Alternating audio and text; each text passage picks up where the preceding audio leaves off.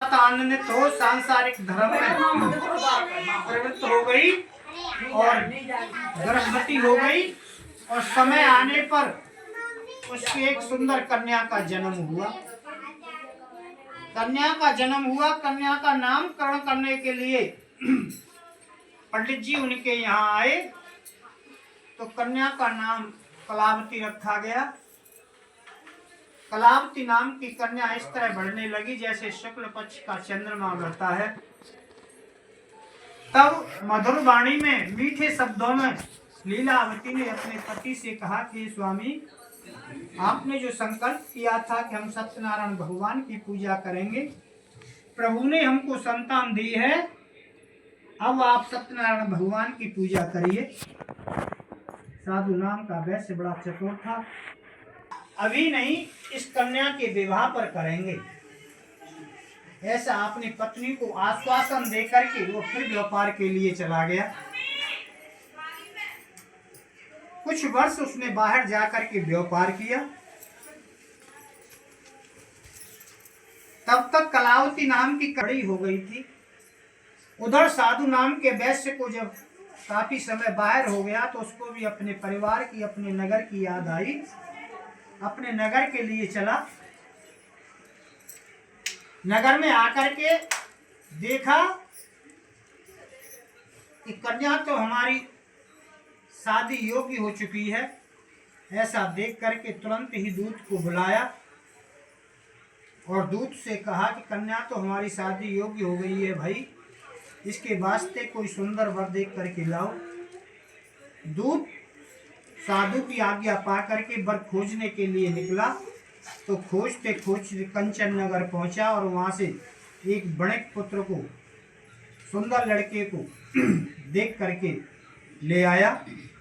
उस सुंदर लड़के को देख करके साधु नाम के वैश्य ने अपने धर्म के अनुकूल, जैसे उसके यहाँ परंपरा थी, जैसे उसके यहाँ रीति रिवाज थी, उसके अनुसार अपनी पुत्री का विवाह उस सुंदर लड़के के साथ कर दिया।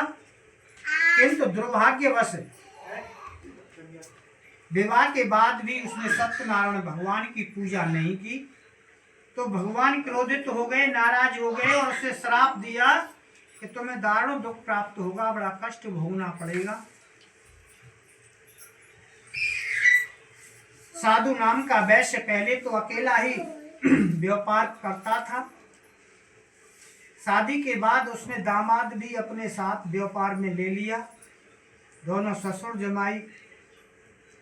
समुद्र के समीप एक रतनपुर नाम का नगर था जहाँ का राजा चंद्रकेतु था। रतनपुर नगर में चंद्रकेतु के राज्य में दोनों ससुर जमाई व्यापार करने लग गए। बढ़िया व्यापार चल रहा था खूब अच्छी तरह से, लेकिन भगवान के प्रति, प्रभु के प्रति कोई ध्यान नहीं था, कोई चिंता नहीं थी। भगवान कहने लगे कि ये तो हमको बिल्कुल ही भूल गए। भगवान ने नाराज होकर के दो माया रूपी चोर चोरी करने के लिए भेजे। दोनों चोरों ने राजा के राज्य में चोरी की, धन को लेकर के चल पड़े। पीछे से राजा के सैनिकों को, राजा के दूतों को मालूम पड़ी कि चोरी करके चोर ले जा रहे हैं धन को। पीछे से राजा के सैनिकों को आते हुए देख करके दोनों माया रूपी चोरों ने धन को वहां पर चुपचाप रख दिया जहां पर दोनों ससुर जमाई रहते थे, और माया रूपी चोर वहां से चले गए, भाग गए। पीछे से राजा के सैनिक आए, राजा का धन उनके पास रखा देख करके दोनों ससुर जमाइयों को ही बांध कर ले गए। राजा के समीप पहुंचे, राजा से प्रार्थना करने लगे, कहने लगे, हे राजन, हे महाराज, ये दो चोर हम पकड़ करके लाए हैं, इन्होंने चोरी की थी। राजा ने भी भाग्यवश उनसे नहीं कुछ पूछा और आदेश दिया कि धन को तो खजाने में जमा कर दो और दोनों चोरों को कठिन जेल खाने में डाल दो। आज्ञा अनुसार वैसा ही किया गया। दोनों ससुर जमाई जेल खाने में बंद हो गए, धन को खजाने में जमा कर दिया। भगवान नाराज हो जाते हैं तो ऐसा ही होता है। घर पर दोनों माँ बेटी भी बड़ा दुखी जीवन व्यतीत करने लगी। घर पर जो धन रखा था उसे चोर चुरा ले गए। शारीरिक मानसिक पीड़ा में बड़ा दुखी जीवन व्यतीत करने लगी। और तो दोनों माँ बेटी बड़ा बिगड़ खाए पिए ही बेचारी रह जाती थी। बड़ा दुखी होकर के जीवन यापन करने लगी। एक बार दोनों मैया बेटियों को बिगड़ खाने के कई दिन निकल गए। दुखी होकर के लीलावती ने अपनी पुत्री कलावती से कहा कि हे बेटी, अब तो हम बहुत परेशान हैं, न हो तो कुछ मोहल्ले से ही मिल जाए तो ले आ किसी के घर से। लीलावती ने अपनी पुत्री कलावती से ऐसा कहा। कलावती माता के वचन सुनकर के घर से बाहर निकली और विचार करती हुई रास्ते में जा रही थी कि किसके यहाँ जाएं, किससे कैसे मांगे, क्या करें। अचानक ही गज्जो डॉक्टर का घर पड़ गया रास्ते में। घर में भीड़ भाड़ हो रही थी। भीड़ भाड़ को देख करके कलावती नाम की कन्या उसी घर में चली गई। इनके यहाँ आज कैसे भीड़ हो रही है। वहां जाकर के देखा तो वहां सत्यनारायण भगवान की कथा हो रही थी। पंडित जी कथा कह रहे थे, श्रोता सुन रहे थे और मांगेवार कुछ सो भी रहे थे। ऐसा हो रहा था। ऐसा देख करके कलावती नाम की कन्या बेचारी एक किनारे जाकर के बैठ गई। उसने भी बड़ी भाव और श्रद्धा के साथ भगवान की कथा श्रवण की, कथा सुनी। जब प्रसाद का वितरण हुआ, प्रसाद बांटा गया, तो बड़ी भाव और श्रद्धा के साथ उसने प्रसाद भी खाया, प्रसाद भी ग्रहण किया। कथा पंडित जी ने ऐसे कह दी जैसे आज गज्जों को यहाँ आ रही है, 4 तो बज जाएंगे। तो ऐसे लेट कथा हुई। लीलावती बेचारी विचार कर रही थी कि कलावती कुछ खाने की सामग्री लेकर के आ रही होगी। कथा में कलावती लेट हो गई। प्रसाद को लेकर के वहां पहुंची। जैसे ही घर में अंदर प्रवेश किया, लीलावती चिल्ला करके कहने लगी, हे कलावती, तू सुबह की गई है, इस समय वापस आई है, दिन में कहाँ रही हो, तेरे मन में क्या है। माता के नाराजी के वचन सुन करके कलावती कांपती हुई बेचारी कहने लगी, हे माता जी, मैंने सत्यनारायण भगवान की कथा होती हुई देखी है, कथा सुनी है, प्रसाद खाया है और प्रसाद लेकर के मैं आपके पास आई हूँ। पुत्री के मुख से जब ऐसे वचन सुने लीलावती ने, तो खड़ी होकर के पुत्री को सीने से लगा करके बड़े प्यार से कहने लगी कि हे बेटी, जिस भगवान की तुमने कथा श्रवण की है, कथा सुनी है, उस देव का पूजन तो तुम्हारे जन्म से भी तुम्हारे पिता ने पहले बोल रखा था, लेकिन आज तक हम उनका नाम तक नहीं ले पाए, इसीलिए ये कष्ट, ये दुख उठाने पड़ रहे हैं। पुत्री के कहने पर लीलावती को ध्यान आया और भगवान से प्रार्थना करने लगी, हे सत्यनारायण स्वामी, हे सत्यदेव, त्रायवान त्रायवान, हमसे बहुत बड़ा अपराध हुआ है, बहुत बड़ी भूल हुई है, हे दीनबंधु, हे दीनानाथ, क्षमा करो, क्षमा करो। ऐसा चिल्लाने लगी और भगवान से प्रार्थना करने लगी। अपने परिवारजनों को बुला करके बड़ी भाव और श्रद्धा के साथ संत ब्राह्मणों को बुला करके पान फूल से उसने भगवान की पूजा की और पूजा करने के बाद उसने वरदान मांगा कि हे प्रभु, हम सब का अपराध क्षमा करो, हे दीनबंधु, मेरे पति और दामाद शीघ्र घर आ जाएं। ऐसे प्रभु से प्रार्थना की। भगवान इसी व्रत से, इसी पूजा से संतुष्ट हो गए और राजा चंद्रकेतु में स्वप्न में जाकर के कहने लगे कि हे राजन, तुमने जो जेल खाने में बंद कर रखे हैं वे व्यापारी हैं, चोर नहीं, अतः उनको प्रातः ही छोड़ दो और जितना धन लिया है उतना धन दे दो, नहीं तो तेरा धन, राज, पुत्र आदि सबको नष्ट कर दूंगा। राजा चंद्रकेतु को ऐसा भगवान ने स्वप्न में कह करके अंतर ध्यान हो गए। राजा की नींद खुली और विचार करने लगा कि मैं कैसा स्वप्न देख रहा हूँ। राजा बड़ा चिंतित हुआ। राजा ने सुबह होते ही अपनी सभा बुलाई, सभा में अपना स्वप्न सुनाया और दोनों बड़े पुत्रों को कैद से मुक्त करके सभा में बुलाया। जैसे ही सैनिक उनको जेल खाने से लेने के लिए पहुंचे, देखते ही दोनों ससुर जमाई कांपने लग गए, भयभीत हुए और विचार करने लगे कि अब राजा ने हमको बुलाया है तो अब जाने क्या दंड मिलेगा। भयभीत होते हुए, कांपते हुए राजा के समीप आए, राजा के पास आए। कांपते हुए देख करके, भयभीत होते हुए देख करके राजा अब तो उनसे महान भाव कहने लगा कि हे महान भावो, भयभीत मत हो, डरो मत, अब आपके साथ ऐसा कुछ नहीं होगा। ऐसा कह करके राजा ने उनको नए नए वस्त्र आभूषण पहनवाए और जितना धन लिया था उससे दूना धन दे करके अपने यहाँ से विदा किया। दोनों वैश्य अपने नगर के लिए, अपने घर के लिए चल पड़े। तो स्कंद पुराणे रेवा खंडे तृतीय अध्याय समाप्त हुआ। बोलो श्री हरे नमः। बोलो सत्यनारायण भगवान की जय। जय जय श्री राधे श्याम। माधव मदन मुरारी राधे श्याम सीता राम। माधव मदन मुरारी राधे श्याम सीता राम। लूट लूट के माखन खायो, लूट लूट के माखन खायो।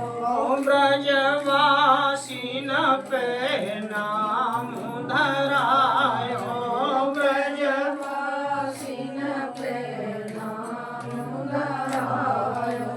माखन चोर मुरारी राधे श्याम सीता राम। माखन चोर मुरारी राधे श्याम सीता राम। बन बन जाने गाय चराई, बन बन जाने गाय चराई। नाम पड़ो बनवारी राधे श्याम सीता राम। नाम पड़ो बनवारी राधे श्याम सीता राम। एक दिन मानो इंद्र को मारो, एक दिन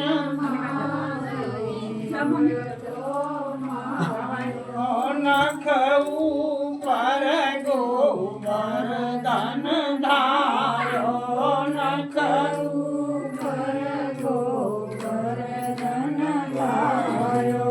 नाम पड़ो गिरधारी राधे श्याम सीता राम। माधव मदन मुरारी राधे श्याम सीता राम। सत्यनारायण भगवान की जय। सनातन धर्म की जय।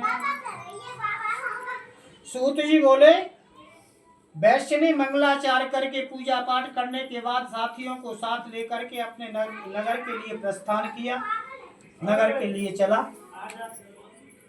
कुछ दूर ही निकला था, भगवान परीक्षा लेने के लिए दंडी का वेश धर के साधु के पास आए। साधु से पूछने लगे, हे साधु, तुम्हारी नाम में क्या भरा हुआ है? अभिमानी बनिया हंसते हुए बोला, हे दंडी, आप क्यों पूछते हो? क्या धन लेने की इच्छा है?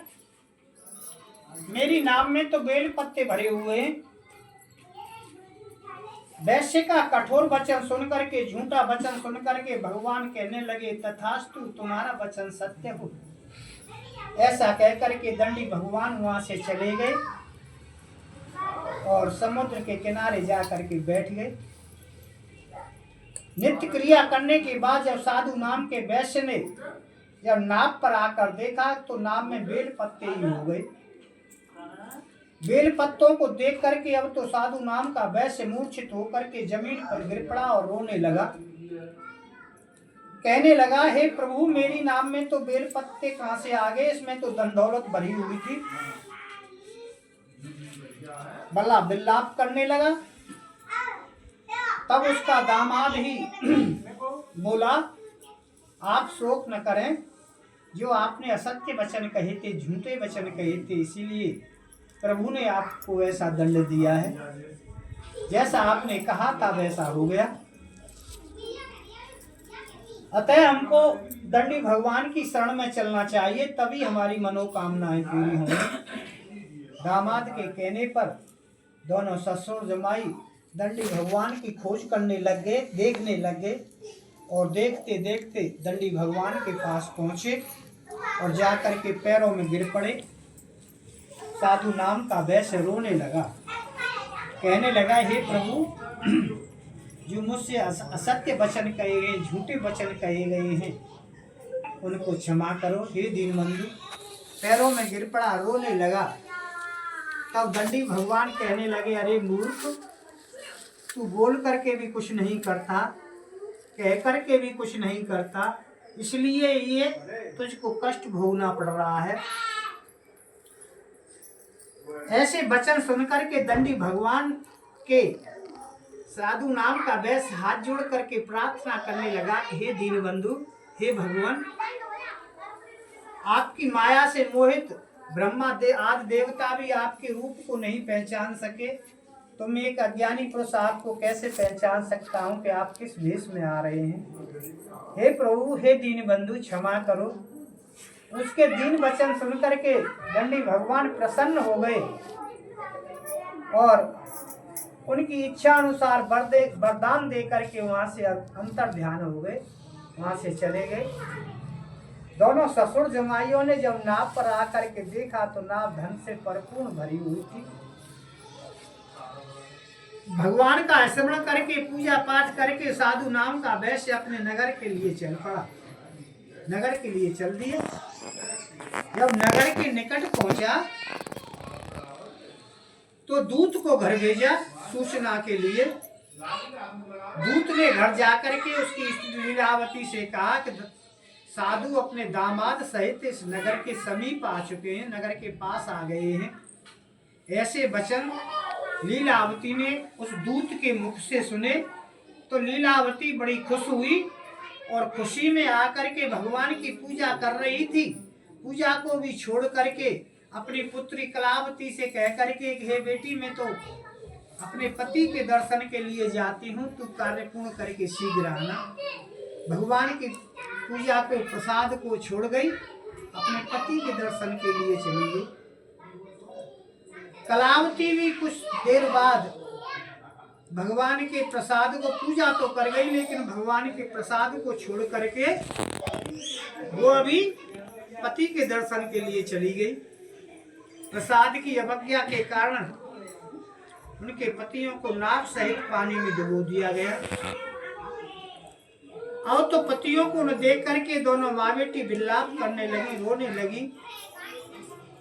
वहां के लोग भी बड़ा आश्चर्य करने लगे कि ये किसी देव के अपराध के कारण ऐसा हुआ है। नाव बिल्कुल किनारे पर आकर के डूबी हैं। दोनों माँ बेटियों को विलाप करते हुए देख करके वहां संत आश्रम था। दुखियों को दुख देख करके भगवान से प्रार्थना करने लगा और कहने लगा, हे प्रभु, या मुझसे या मेरे परिवार से जो अपराध हुआ हो, जो भूल हुई हो, हे दीनबंधु, उसको क्षमा करो।